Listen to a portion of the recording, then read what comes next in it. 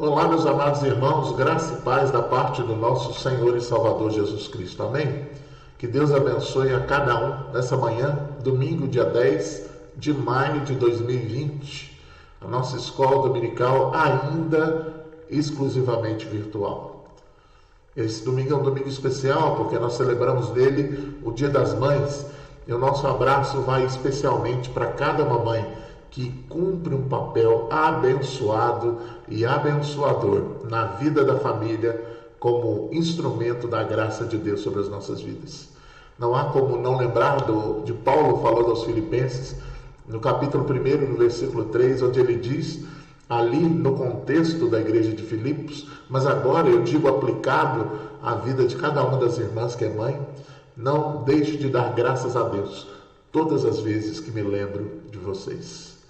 Paulo, no contexto da carta de Filipenses, dava graças a Deus pela vida daqueles irmãos, pelos predicados, pelas qualidades que eles tinham enquanto povo de Deus, aquilo que eles haviam progredido já enquanto cristãos. E eu quero usar esse texto para dizer que eu dou graças a Deus também pela vida de cada mãe que manifesta no amor dentro do lar, dentro da família, um pouco daquilo que demonstra e manifesta ser o amor de Deus. Que Deus abençoe a cada mamãe nessa manhã, que Deus esteja com você, que Deus possa cuidar de cada lar nesse momento tão difícil, de exceção que nós estamos vivendo, que Deus possa estar abençoando a sua vida e a vida de cada lar, de cada família, de cada pessoa, no nome de Jesus. Eu gostaria de começar a nossa escola dominical com uma oração. Nós cremos que mesmo fisicamente distantes, separados, nós não estamos distantes, porque a fé que nos une nos faz ser um só corpo em Jesus Cristo. E por isso, vamos orar, mesmo você daí da sua casa e eu daqui. Deus, muito obrigado, Pai, por essa manhã, pelo privilégio que o Senhor nos dá de estarmos, mesmo virtualmente, unidos nesse momento.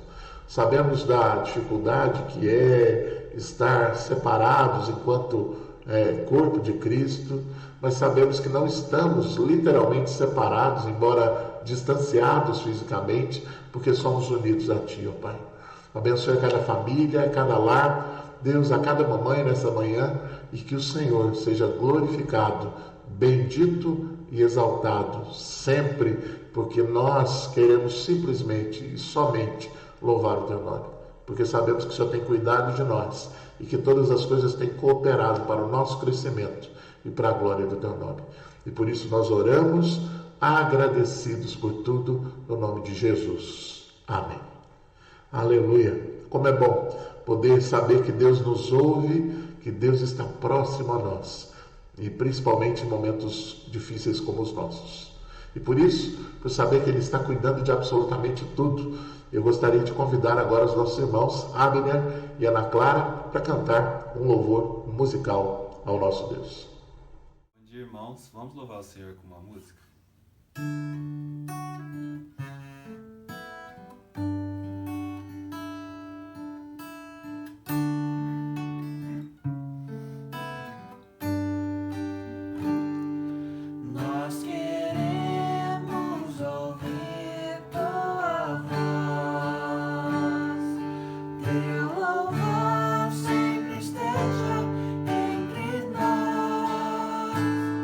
Queremos ser, Senhor, mais sábios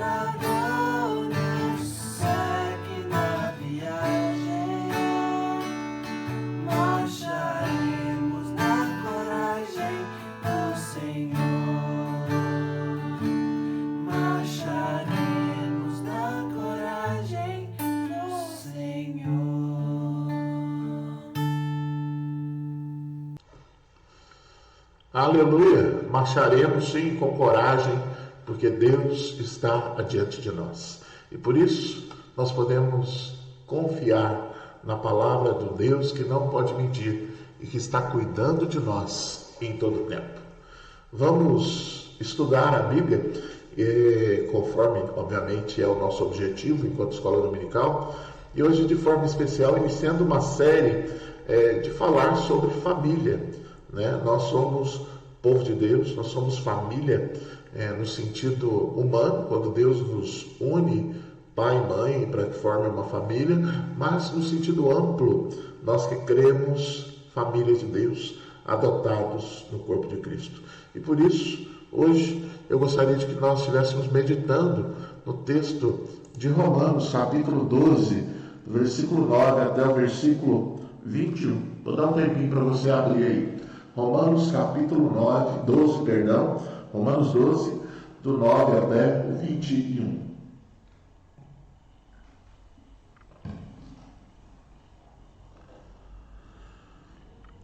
Onde diz assim o texto da palavra do Senhor: o amor seja sem hipocrisia, detestai o mal, apegando-vos ao bem. Amai-vos cordialmente uns aos outros com amor fraternal, preferindo-vos em honra uns aos outros. No zelo não sejais remissos, sede fervorosos de espírito, servindo ao Senhor.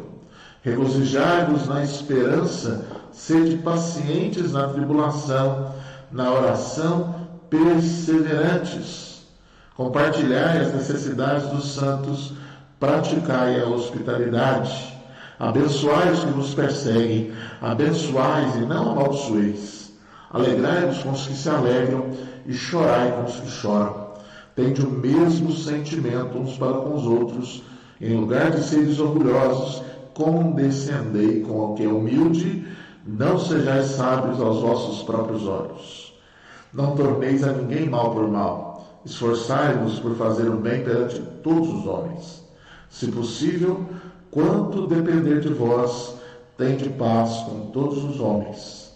Não vos vingueis a vós mesmos, amados, mas dai lugar à ira, porque está escrito: a mim me pertence a vingança, eu é que retribuirei, diz o Senhor. Pelo contrário, se o teu inimigo tiver fome, dá-lhe de comer.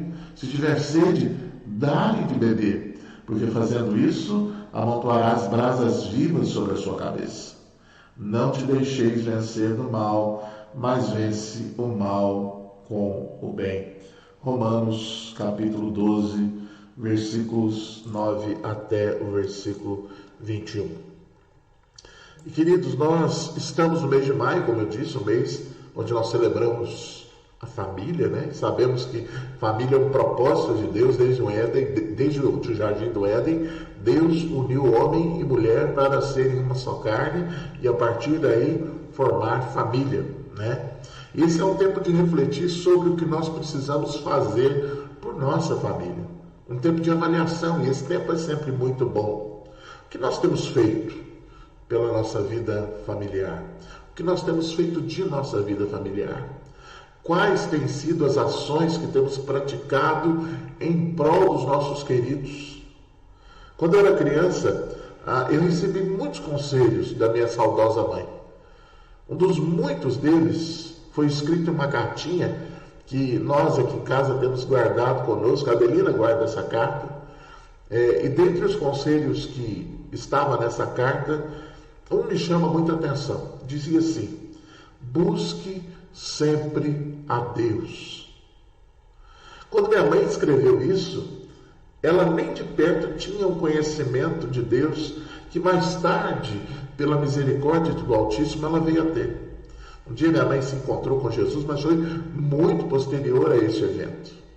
Mas mesmo sem conseguir discernir a totalidade da bênção que é estar sob as mãos de Deus, ela me deu o melhor conselho que alguém que ama pode dar a um filho: busque sempre a Deus.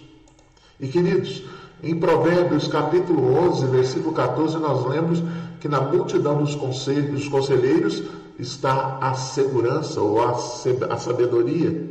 E, meus queridos, não há absolutamente nada melhor do que buscar na Santa Escritura o bom conselho de quem nos ama, mais até do que os nossos pais, mais até do que a nossa mãe.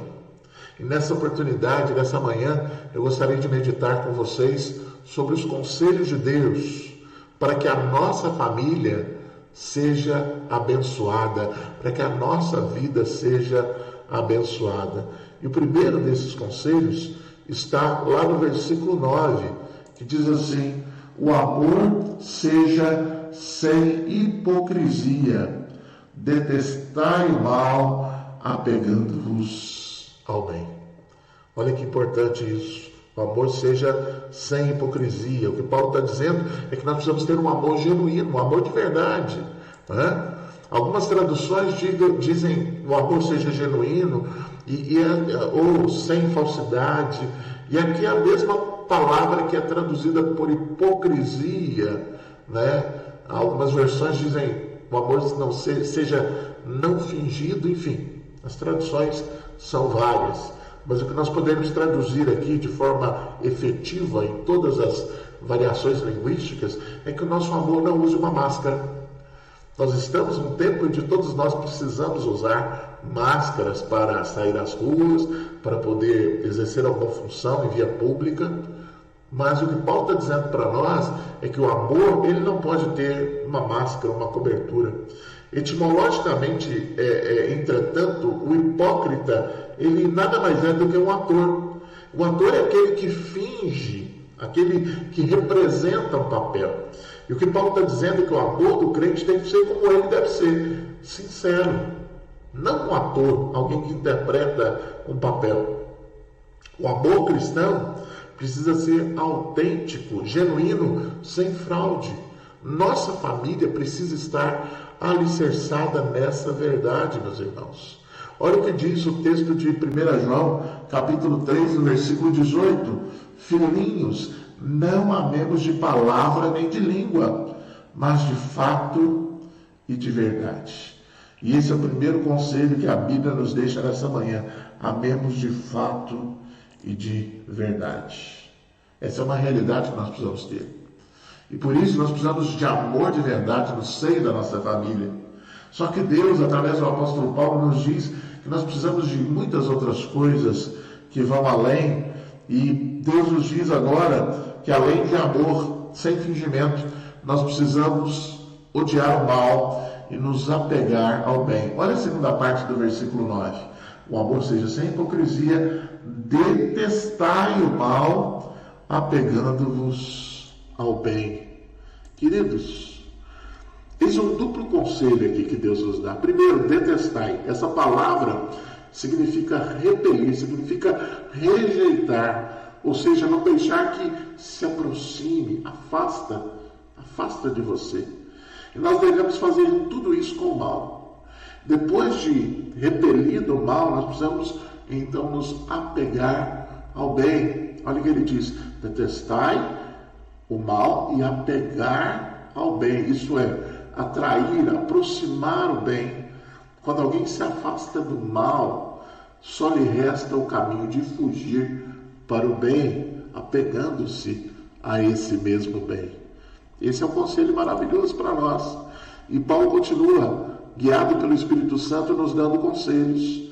No versículo 10, a primeira parte, ele diz assim: amem uns aos outros. E ele diz assim: amai-vos cordialmente uns aos outros com amor fraternal, preferindo-vos em honra uns aos outros. Essa palavra no original grego é uma combinação de filéu e estergo. Essa última palavra denota afeição natural, como entre progenitores e seus filhos. A combinação desses dois vocábulos, queridos, eles na realidade nos mostram que nesse versículo envolve o amor que deve prevalecer na família cristã, de irmão por irmão em Cristo. Trata-se de uma espécie de sentimento inato, de um afeto mútuo, em contraste com os afetos produzidos pelos meros desejos carnais. trata-se daquela modalidade de amor que existe por causa de um vínculo, de um laço definitivo. Isso é muito importante, porque esse vínculo consiste em uma relação mútua com Cristo. E também, além da nossa relação mútua com Cristo, com o nosso amor para com Ele. O amor da família cristã, o amor mútuo a Deus Pai, no que tange a todos os irmãos por serem filhos do mesmo Pai Celestial. Eis um conselho fabuloso do apóstolo Paulo para as nossas vidas. Precisamos viver assim. E mais ainda, Paulo nos diz na segunda parte do versículo 10, amai-vos cordialmente uns aos outros, com amor fraternal, preferindo-vos em honra uns aos outros. Ou seja, trate a todos com toda a honra, com todo o respeito. É isso que o apóstolo Paulo está falando. A ideia aqui, queridos, é que os crentes devem ter um profundo intuito de honra uns pelos outros, que a honra própria é inteiramente esquecida, ou seja, a minha própria estima, a minha própria condição de honra deve ser subjugada à honra que eu presto ao meu irmão. Ou seja, ninguém olhe para si mesmo além do que convém, como diz o Santo Texto. Isso nos mostra algo maravilhoso, como diz o apóstolo Paulo em Filipenses capítulo 2, versículo 3, nada façais por partidarismo ou vanglória, mas por humildade, considerando cada um os outros superiores a si mesmos. Olha que bênção! Considerar os outros superiores a nós mesmos, ou seja, o amor autêntico e sincero produz um resultado que é esse: aquele que ama a outrem sem qualquer fingimento será visto a fazer muitas coisas por esse outro, e com frequência ao custo do seu próprio sacrifício, ou seja, com dano próprio, porque então a sua alegria será ver o outro feliz, o seu orgulho será ver o outro honrado, a sua autorrealização será ver o outro bem-sucedido, é ver o sucesso do outro com profunda alegria, preferindo-vos, como diz o texto. E esse é um vocábulo que deriva de ir adiante, ou de preceder, de ir à frente como guia, liderando o caminho. Isso o crente fará demonstrando honra devida aos seus irmãos. Mas, queridos, por conseguinte, nós poderíamos enfileirar aqui as seguintes ideias a respeito. Por exemplo, que cada crente seja o primeiro a demonstrar ou mostrar-se cortês e a mostrar a honra aos demais. Que cada crente procure liderar o caminho no terreno das ações honrosas, especialmente visando aquilo que é benefício para o próximo, não visando tão somente os próprios interesses. Que cada crente procure ultrapassar aos irmãos na quantidade, na qualidade da honra que se deve mostrar aos outros. E ainda, que cada crente realize atos de bondade, que provoquem outros a seguirem o mesmo padrão de vida e a praticarem as mesmas obras boas e proveitosas. Que cada crente mostre-se mais pronto e disposto a reconhecer e a honrar os dons que o Senhor Deus tem propiciado aos outros irmãos, deixando entender como esses dons são mais benéficos para a igreja do que os seus próprios dons. Quantas coisas nós podemos aprender na riqueza da palavra de Deus. E Paulo continua guiado pelo Espírito a nos dar conselhos preciosos. E esse é um conselho muito precioso, versículo 11, na letra da primeira parte. No zelo não sejais remissos, ou seja, não sejam preguiçosos. É isso que Paulo está falando para nós. Remissos aqui é uma derivação que significa lento, alguém que é preguiçoso, hesitante, tardio. Nós temos trabalho a fazer. Embora nós estejamos limitados por toda essa questão da pandemia, de tudo aquilo que infelizmente tem alcançado a nossa vida, nós temos muito trabalho pelas ferramentas que nós temos. Nós podemos usar a internet para evangelizar, nós podemos usar o telefone para ligar para alguém, orar com alguém. Nós podemos então fazer muitas coisas, e Deus nos fala através do apóstolo Paulo: não sejais preguiçosos. Bom, nós não podemos nos mostrar lentos, preguiçosos, nem hesitantes no cumprimento dos nossos deveres cristãos. Nós estamos sim limitados fisicamente dos encontros, mas nós não estamos limitados de proclamar o Evangelho pelos meios que nós temos. Paulo aqui estava se referindo justamente a esse trabalho espiritual, ou seja, ao desenvolvimento dos dons dentro do corpo de Cristo.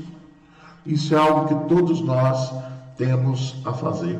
E ele segue dizendo, no zelo não sejais remissos, sede fervorosos de espírito.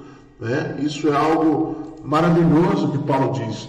Você não pode ser preguiçoso, você tem que ser fervoroso. E essa é uma qualidade que foi atribuída a Apolo lá em Atos, no capítulo 18, no versículo 25, onde está escrito assim: que Apolo era instruído no caminho do Senhor, e sendo fervoroso de espírito, falava e ensinava com precisão a respeito de Jesus.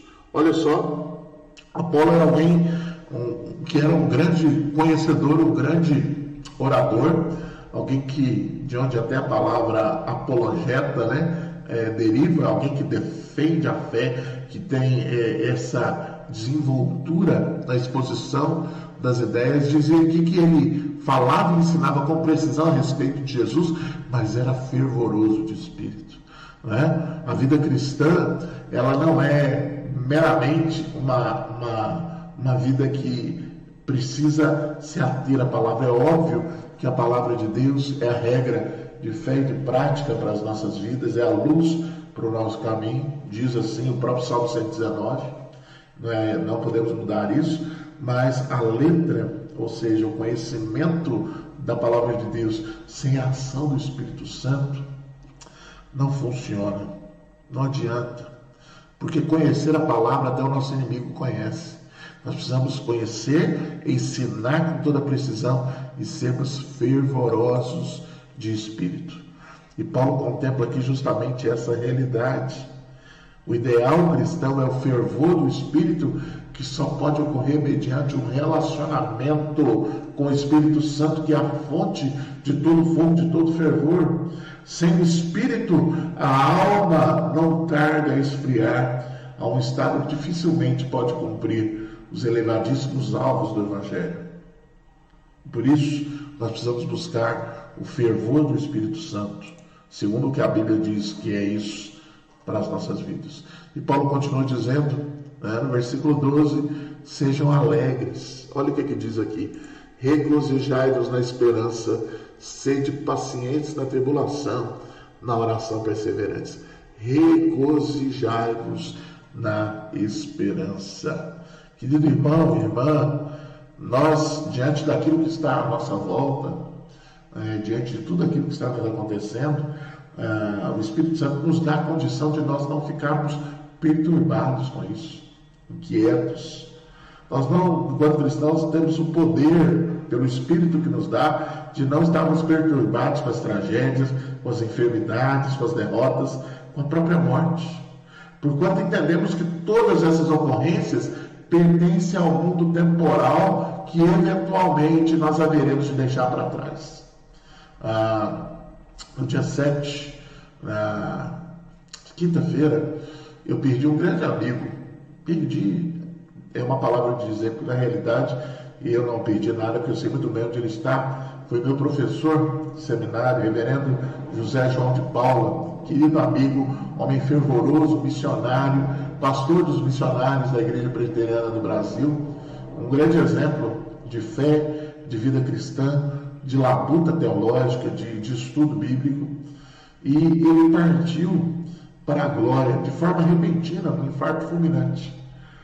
E embora isso fosse, diante de todos os contextos, algo inesperado, não era alguém que estava doente, era alguém que gozava de boa saúde, de vigor, ninguém daqueles que são próximos e queridos, inclusive a própria família, se perturbou, se desesperou, porque na realidade nós sabemos que Deus está cuidando de tudo, que essa vida, este mundo, é uma mera passagem, uma mera temporada nossa. Alegria e ânimo na vida do cristão não são proporcionados pelas circunstâncias. A nossa alegria é concretizada na nossa esperança espiritual em Cristo, ou seja, a esperança de que Deus está controlando o universo e faz todas as coisas para o nosso bem. O coronavírus está aí para a glória de Deus, e eu creio nisso. O coronavírus não frustra a vontade de Deus, ao contrário, ele cumpre o desígnio do Eterno.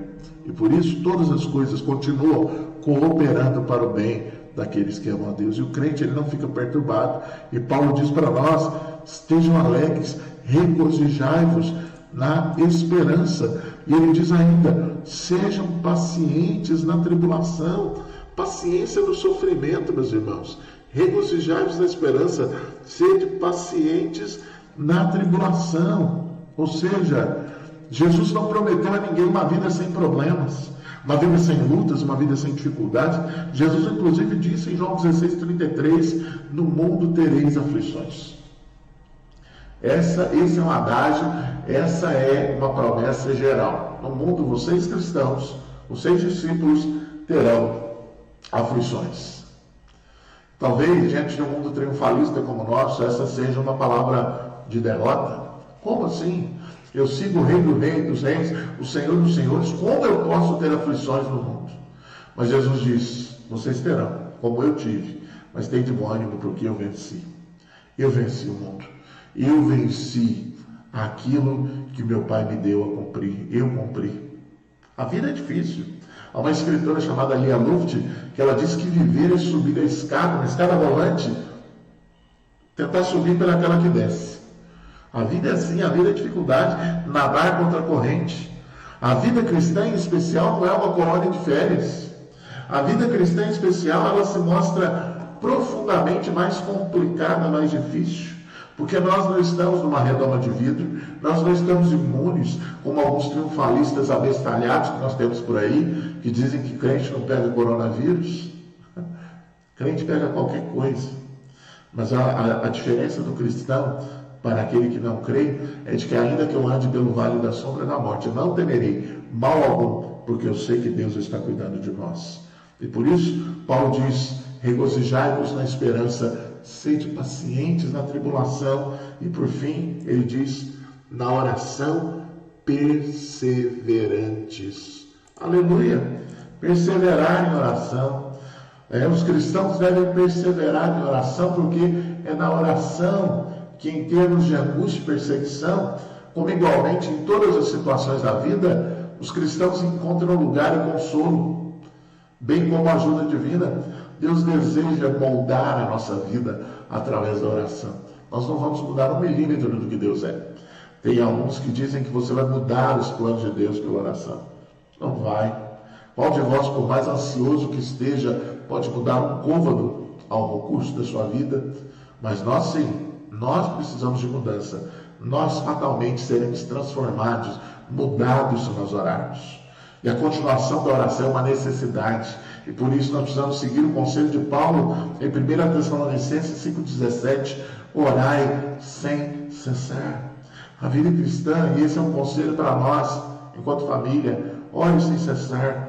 Ore o tempo todo. Busque o conselho de Deus, porque esse é o melhor caminho que nós temos a seguir. E Paulo continua nos dizendo conselhos importantes para a família: praticai a hospitalidade, compartilhai a necessidade dos santos. Praticai a hospitalidade. Queridos, essa é uma máxima cristã. A palavra original aqui é um composto de 2 vocábulos que significa amor aos estranhos, ou seja, cuidado para aqueles que são estrangeiros, para aqueles que não são de casa, amor aos hóspedes. Desde o princípio do cristianismo, essa é uma qualidade que vem sendo reputada como um dos deveres mais importantes da fé, não sendo questão de mera preferência, mas algo que faz parte da nossa caminhada cristã. Olha o que diz o texto de Hebreus 13:2. Não vos esqueçais da hospitalidade porque por ela alguns não sabendo hospedaram anjos, né?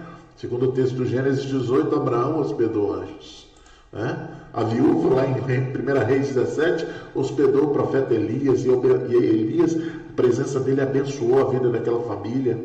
Nós vemos os discípulos no caminho de Emaús, em Lucas 24, do 13 ao 33, ou seja, a hospitalidade é uma máxima que nós devemos seguir na vida cristã.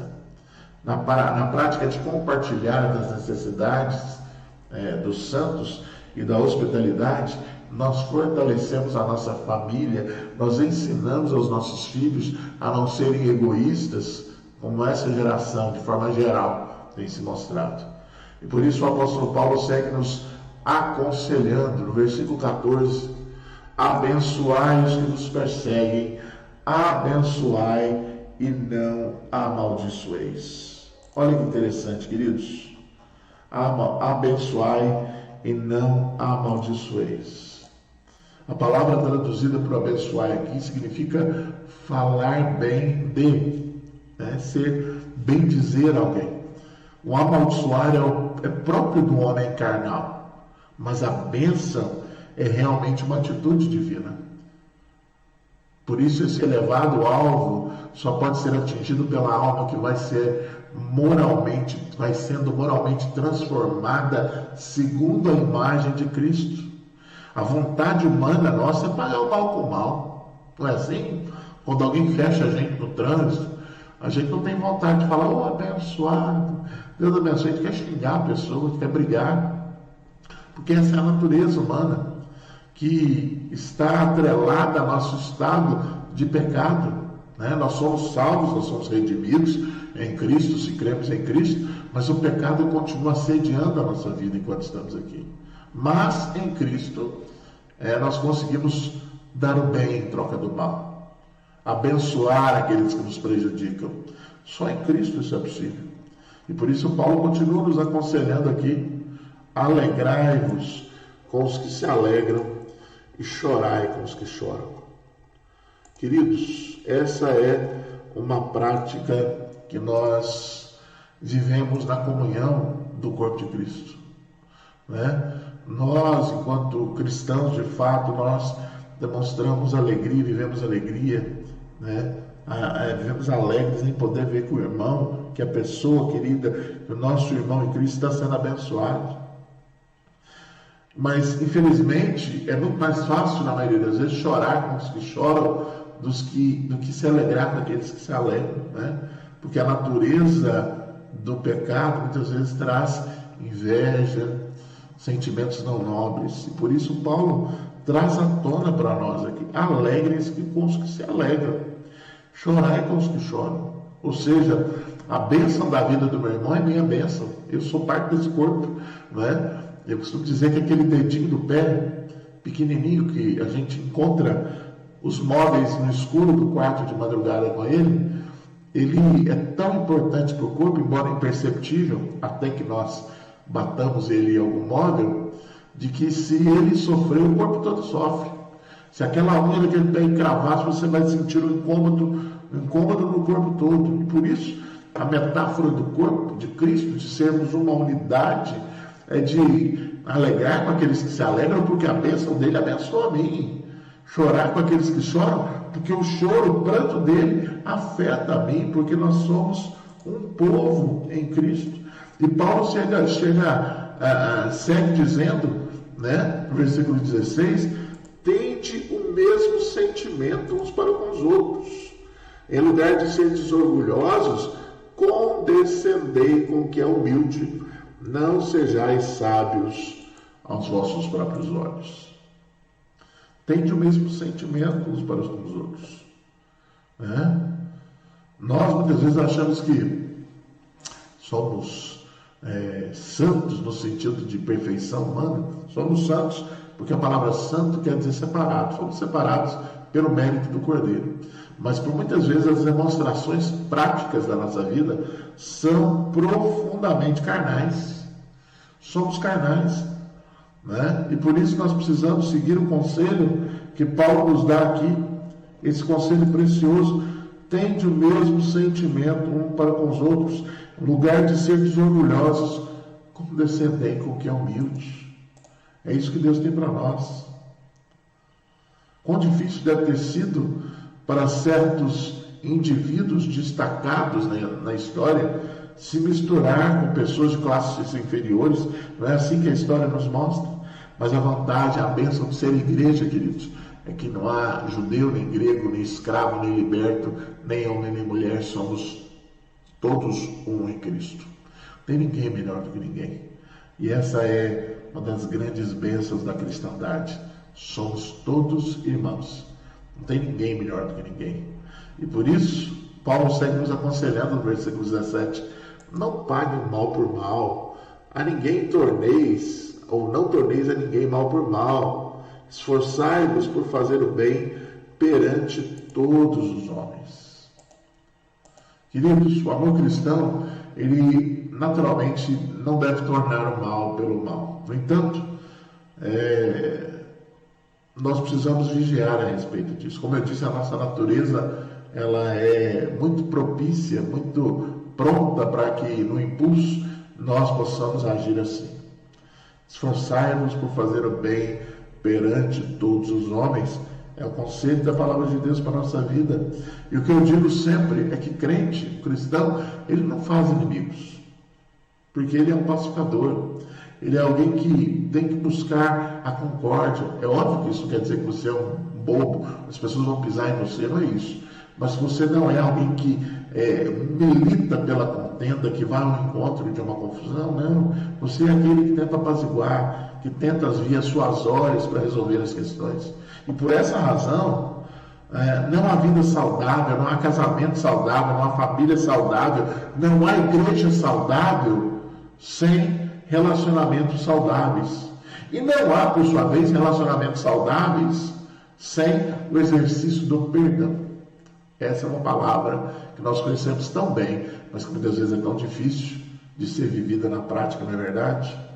Somos todos imperfeitos, todos tropeçamos em muitas coisas. Talvez o seu defeito, a sua dificuldade não seja a minha, mas eu tenho os meus problemas, eu tenho as minhas dificuldades. As pessoas nos decepcionam e nós também decepcionamos as pessoas. As pessoas nos ferem muitas vezes, mas nós também somos agentes de ferir as pessoas. Somos agentes de tristeza na vida das pessoas. Pagar o bem com o mal é demoníaco. Pagar o mal com o mal é meramente humano, mas pagar o mal com o bem é graça, é Deus agindo na vida do seu povo.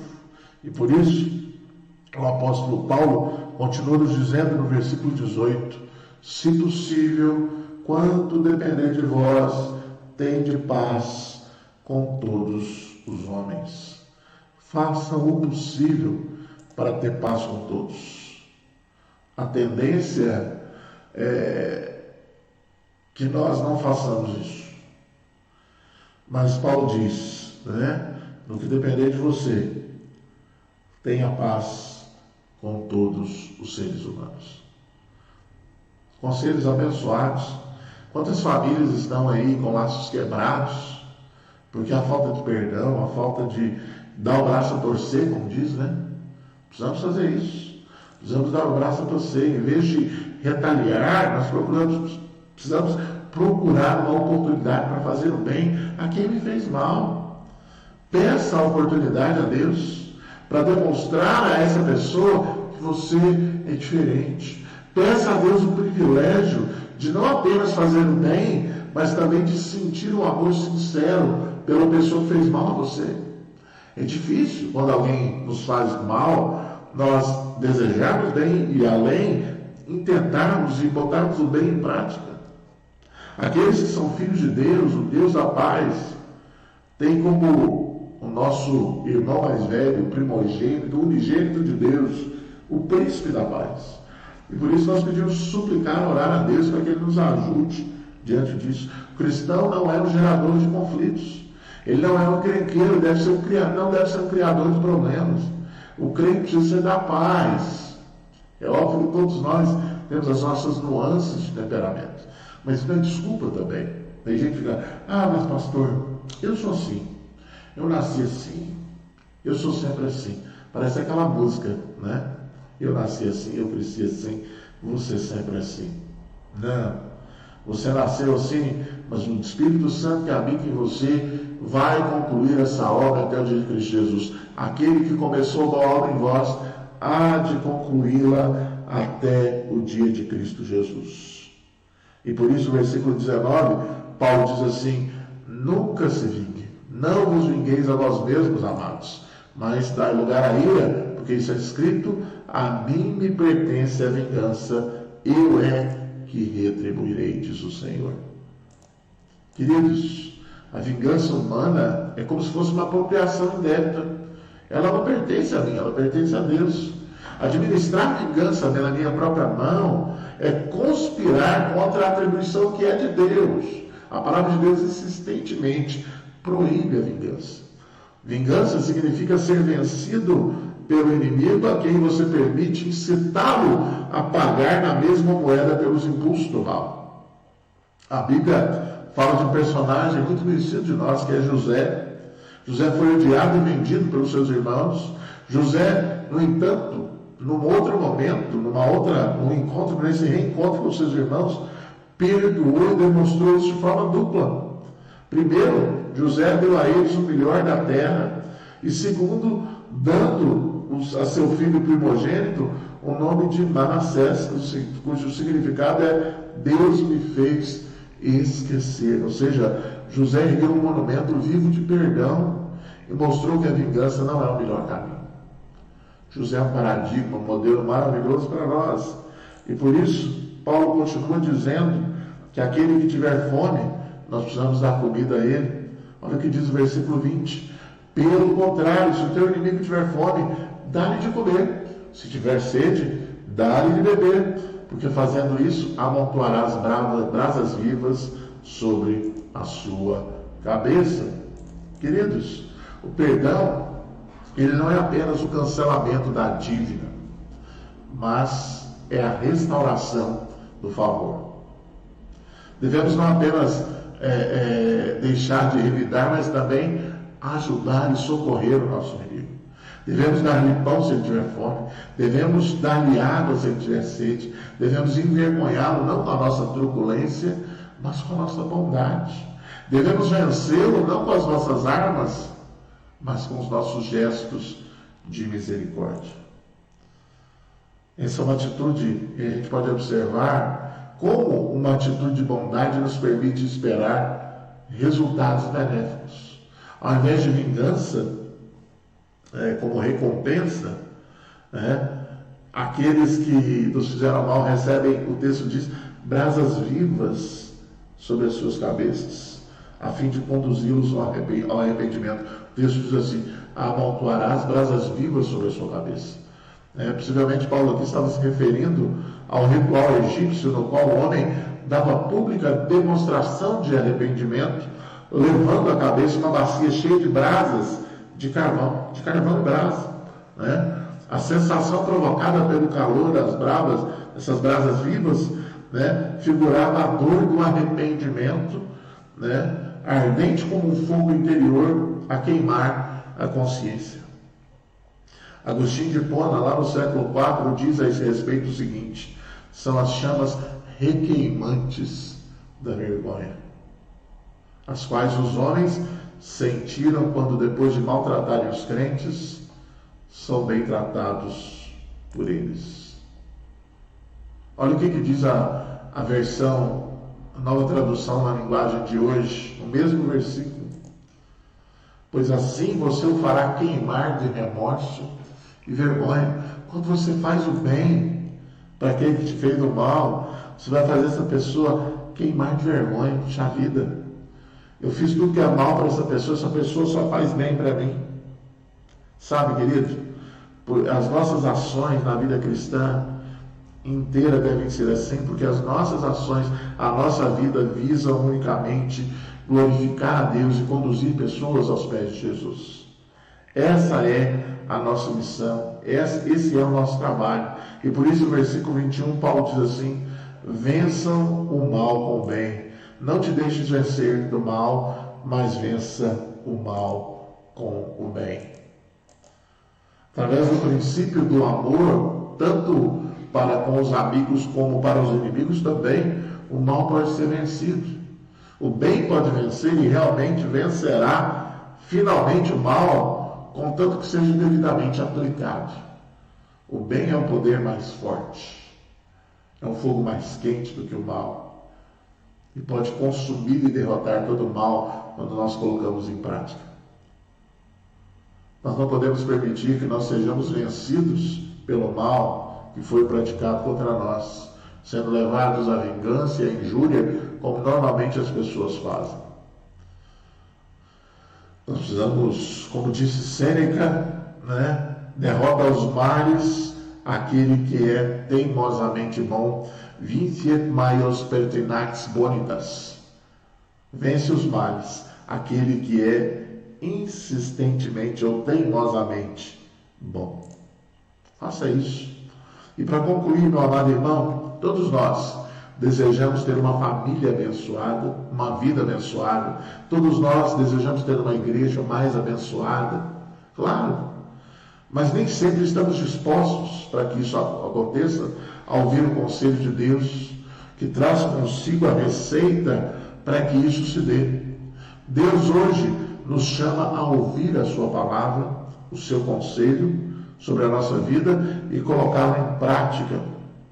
Nossa família só será abençoada se nós amarmos de verdade, se nós nos apegarmos à prática do bem indistintamente, se tratarmos a todos como nós desejamos ser tratados, se nós formos alegres com a alegria do outro, perseverantes na oração, abençoando quem nos amaldiçoa, pagando o mal com o bem, acolhendo o necessitado em sua necessidade.